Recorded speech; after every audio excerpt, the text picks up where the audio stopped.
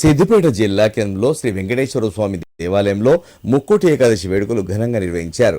వెంకటేశ్వర స్వామి వారిని ఉత్తర ద్వారం గుండా భక్తులు దర్శించుకున్నారు. ఉదయం 4 గంటల నుంచి భక్తులు ఆలయానికి చేరుకున్నారు. గోవింద గోవింద వెంకటేశ్వర స్వామి నామస్మరణతో ఆలయ ప్రాంగణం అంతా మారుమ్రోగింది.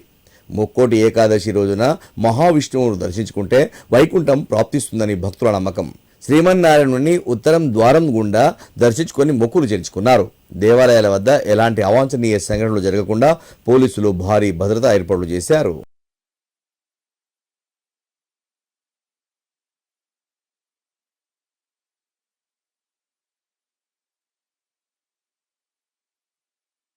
వైకుంఠ ఏకాదశి సందర్భంగా సిద్దిపేట వెంకటేశ్వర దేవాలయంలో కాంగ్రెస్ పార్టీ నియోజకవర్గ ఇన్ఛార్జ్ పూజల హరికృష్ణ ప్రత్యేక పూజలు చేశారు.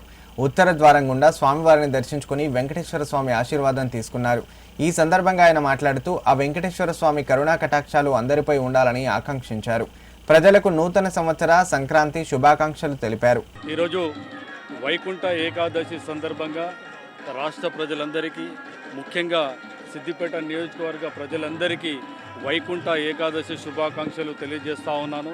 ఈరోజు సిద్దిపేటలో ఉన్నటువంటి మోహిన్పూర్లో ఉన్నటువంటి వెంకటేశ్వర స్వామి ఆలయంలో ఈరోజు వెంకటేశ్వర స్వామిని ఈరోజు మేము దర్శించుకోవడం జరిగింది. ఇక్కడ ఆ భగవంతుని నేను ఈ సిద్దిపేట ప్రజల్ని కానీ రాష్ట్ర ప్రజలు కానీ అందరినీ కూడా చల్లగా చూడాలని కోరుకుంటా ఉన్నాను.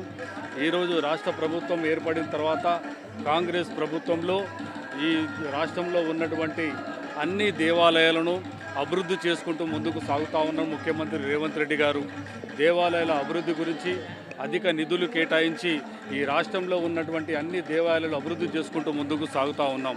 అలాగే సిద్దిపేట నియోజకవర్గంలో ఏవైతే దేవాలయాలు ఉన్నాయో భక్తులకు ఎలాంటి ఇబ్బందులు కలగకుండా మౌలిక సదుపాయాల గురించి, దేవాలయాలు అభివృద్ధి గురించి ముఖ్యమంత్రి రేవంత్ రెడ్డి గారు దృష్టికి తీసుకెళ్లి సిద్దిపేట దేవాలయాలు ఎన్ని ఉన్నా కూడా అన్ని దేవాలయాలు కూడా అభివృద్ధి చేసే విధంగా ముందుకు సాగుతామని తెలియజేస్తూ ఉన్నాను.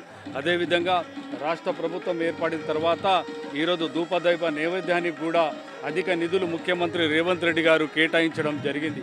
ఈ విధంగా భక్తులందరికీ నేను మరోసారి తెలియజేస్తూ ఉన్నాను.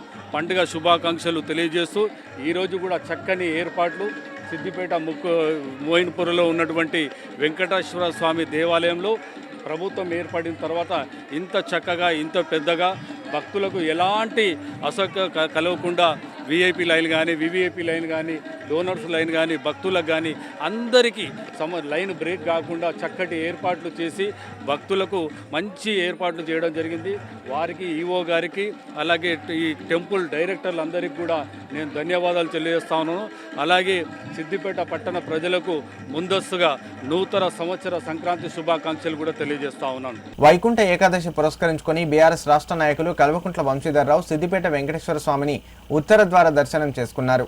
ఈ సందర్భంగా ఆయన మాట్లాడుతూ వెంకటేశ్వర స్వామి కృపతో ప్రజలందరూ సుఖ సంతోషాలతో వర్ధిల్లాలని ఆకాంక్షించారు.